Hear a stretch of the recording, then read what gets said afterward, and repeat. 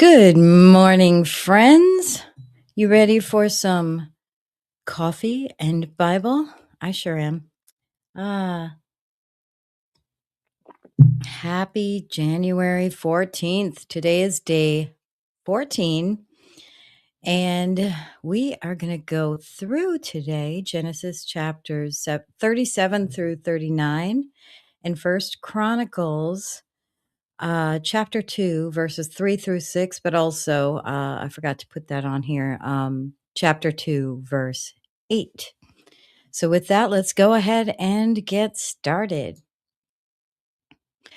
First up is Joseph's dreams. This is Genesis 37. This is approximately 1898 BC. Jacob lived in the land where his father had stayed, the land of Canaan. This is the account of Jacob's family line. Joseph, a young man of 17, was tending the flocks with his brothers, the sons of Bilhah and the sons of Zilpah, his father's wives, and he brought their father a bad report about them. Now Israel loved Joseph more than any of his other sons, because he had been born to him in his old age, and he made an ornate robe for him. When his brothers saw that their father loved him more than any of them, they hated him and could not speak a kind word to him. Joseph had a dream, and when he told it to his brothers, they hated him all the more. He said to them, "Listen to this dream I had. We were binding sheaves of grain out in the field when suddenly my sheaf rose and stood upright, while your sheaves gathered around mine and bowed down to it." His brothers said to him, "Do you intend to reign over us? Will you actually rule us?" And they hated him all the more because of his dream and what he had said. Then he had another dream, and he told it to his brothers.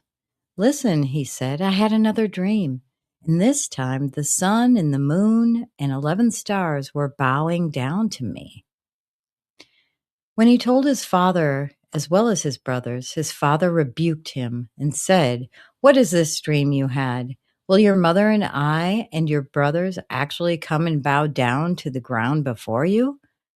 His brothers were jealous of him, but his father kept the matter in mind. Joseph sold by his brothers. Now his brothers had gone to graze their father's flocks near Shechem, and Israel said to Joseph, "As you know, your brothers are grazing the flocks near Shechem. Come, I am going to send you to them." "Very well," he replied. So he said to them, "Go and see if all is well with your brothers and with the flocks, and bring word back to me." Then he sent him off from the valley of Hebron.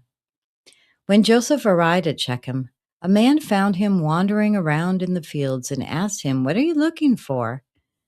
He replied, "I'm looking for my brothers. Can you tell me where they are? Grazing their flocks?" "They have moved on from here," the man answered. "I heard them say, 'Let's go to Dothan.'" So Joseph went after his brothers and found them near Dothan. All right. The next segment, we're going to talk about Joseph being sold into slavery. But they saw him in the distance, and before he reached them, they plotted to kill him. "Here comes that dreamer," they said to each other. "Come now, let's kill him and throw him into one of these cisterns and say that a ferocious animal devoured him. Then we'll see what comes of his dreams." When Reuben heard this, he tried to rescue him from their hands. "Let's not take his life," he said. "Don't shed any blood. Throw him into the cistern here in the wilderness, but don't lay a hand on him." Reuben said this to rescue him from them and take him back to his father. So when Joseph came to his brothers, they stripped him of his robe, the ornate robe he was wearing, and they took him and threw him into the cistern. The cistern was empty, there was no water in it. As they sat down to eat their meal, they looked up and saw a caravan of Ishmaelites coming from Gilead. Their camels were loaded with spices, balm, and myrrh, and they were on their way to take them down to Egypt. Judah said to his brothers, "What will we gain if we kill our brother and cover up his blood? Come, let's sell him to the Ishmaelites and not lay our hands on him. After all, he is our brother, our own flesh and blood." His brothers agreed. So when the Midianite merchants came by, his brother pulled Joseph up out of the cistern and sold him for 20 shekels of silver to the Ishmaelites who took him to Egypt. When Reuben returned to the cistern and saw that Joseph was not there, he tore his clothes.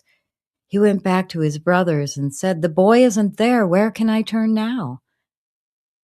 Then they got Joseph's robe, slaughtered a goat, and dipped the robe in the blood. They took the ornate robe back to their father and said, "We found this. Examine it to see whether it is your son's robe." He recognized it and said, "It is my son's robe. Some ferocious animal has devoured him. Joseph has surely been torn to pieces." Then Jacob tore his clothes, put on sackcloth, and mourned for his son many days. All his sons and daughters came to comfort him, but he refused to be comforted. "No," he said, "I will continue to mourn until I join my son in the grave." So his father wept for him. Meanwhile, the Midianites sold Joseph in Egypt to Potiphar, one of Pharaoh's officials, the captain of the guard. All right, our next segment is Judah and Tamar.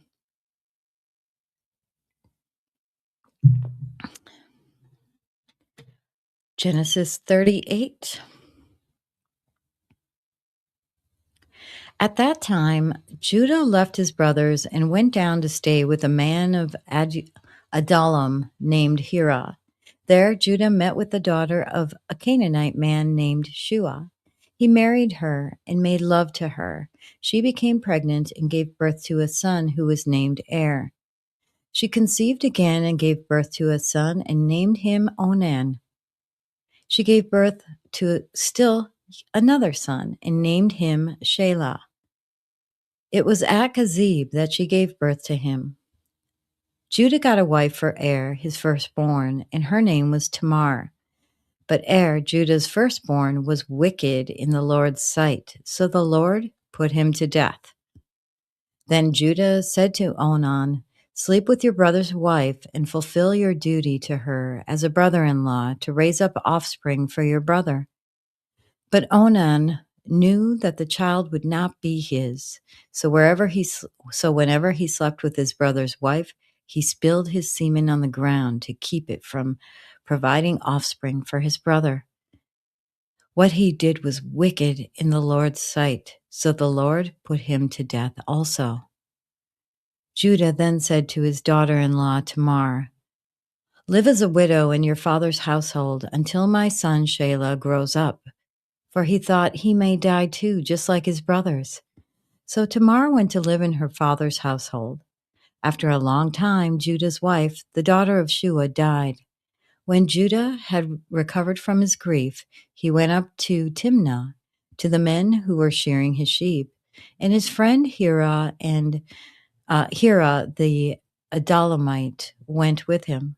When Tamar was told, "Your father-in-law is on his way to Timnah to shear his sheep," she took off her widow's clothes, covered herself with a veil to disguise herself, and then sat down at the entrance to Enaim, which is on the road to Timnah.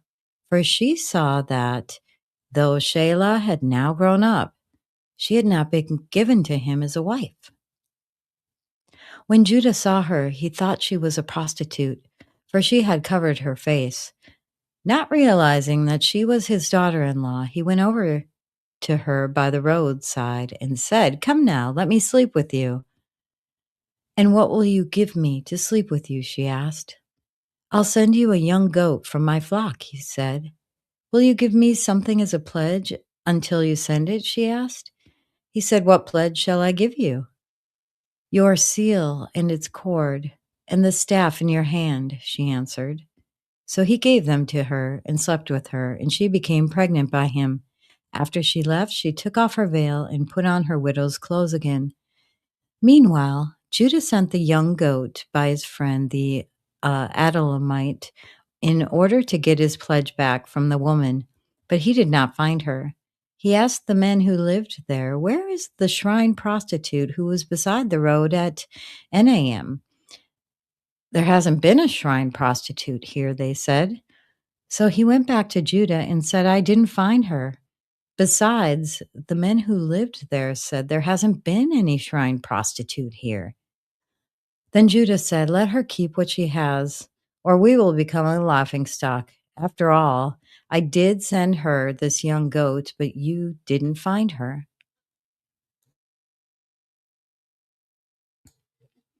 About 3 months later, Judah was told, "Your daughter in law Tamar is guilty of prostitution, and as a result, she is now pregnant."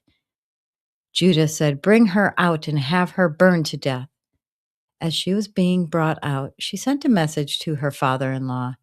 I am pregnant by the man who owns these," she said. And she added, "See if you recognize whose seal and cord and staff these are." Judah recognized them and said, "She is more righteous than I, since I would give her to my son Shelah." And he did not sleep with her again. When the time came for her to give birth, there were twin boys in her womb. As she was giving birth, one of them put out his hand. So the midwife took a scarlet thread and tied it on his wrist and said, "This one came out first." But when he drew back his hand, his brother came out, and she said, "So this is how you have broken out." And he was named Perez. Then his brother, who had the scarlet thread on his wrist, came out, and he was named Zerah. All right, our next section is going to talk about the descendants of Judah. Judah, to Hezron's sons, the sons of Judah, Onan, and Shelah. These three were born to him by a Canaanite woman, the daughter of Shua. Judah's firstborn, was wicked in the Lord's sight, so the Lord put him to death. Judah's daughter-in-law, Tamar, born Perez and Zerah to Judah. He had 5 sons in all. The sons of Perez were Hezron and Hamul. The sons of Zerah were Zimri, Ethan, Herman, Calcol, and Darda, 5 in all. Many Hebrew manuscripts, that's just a sub note, sorry. The son of Ethan was Azariah. All right. Next, we're going to talk about Joseph in Potiphar's house. And this is starting Genesis 39. Joseph and Potiphar's wife. Now, Joseph had been taken down to Egypt. Potiphar, an Egyptian who was one of Pharaoh's officials, the captain of the guard, brought him from the Ishmaelites who had taken him there. Just going to have a little sip of coffee.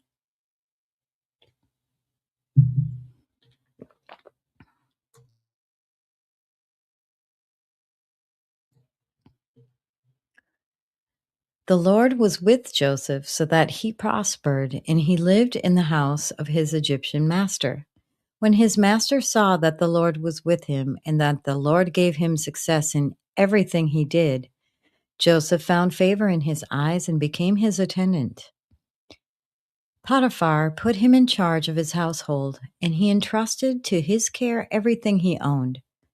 From the time he put him in charge of his household and of all that he owned, the Lord blessed the household of the Egyptian because of Joseph.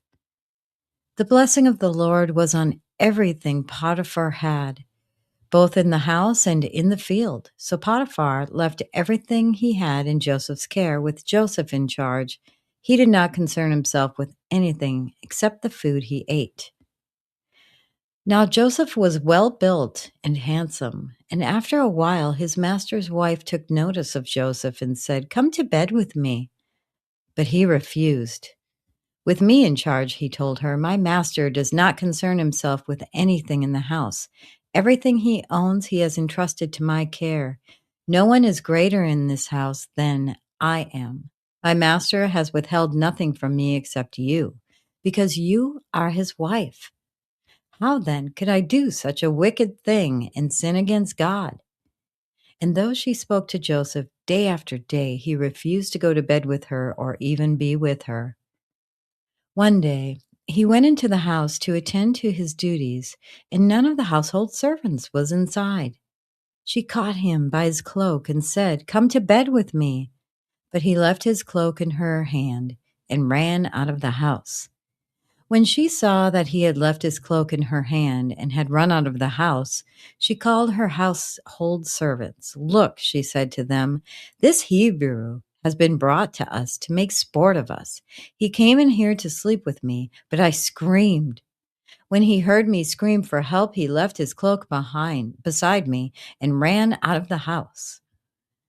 She kept his cloak beside her until his master came home. Then she told him the story. "That Hebrew slave you brought us came to me to make sport of me, but as soon as I screamed for help, he left his cloak beside me and ran out of the house." Oh my. What a wicked woman, huh? How could she do that to him? All right. Next, we are going to talk about Joseph being put into prison because of this. All right. When his master heard the story his wife told him, saying, "This is how your slave treated me," he burned with anger. Joseph's master took him and put him in prison, the place where the king's prisoners were confined. But while Joseph was there in prison, the Lord was with him. He showed him kindness and granted him favor in the eyes of the prison warden. So the prison warden put Joseph in charge of all those held in the prison, and he was made responsible for all that was done there. The warden paid no attention to anything under Joseph's care because the Lord was with Joseph and gave him success in whatever he did. And that concludes today's reading. Really cool stories about Joseph and his special coat and his brothers being against him, being jealous of him, and selling him. And Joseph just seems to be blessed anyway, but now he's in prison. So let's see what's next. All right. I hope you have a wonderful and blessed day. Thank you so much for joining, and we will see you tomorrow.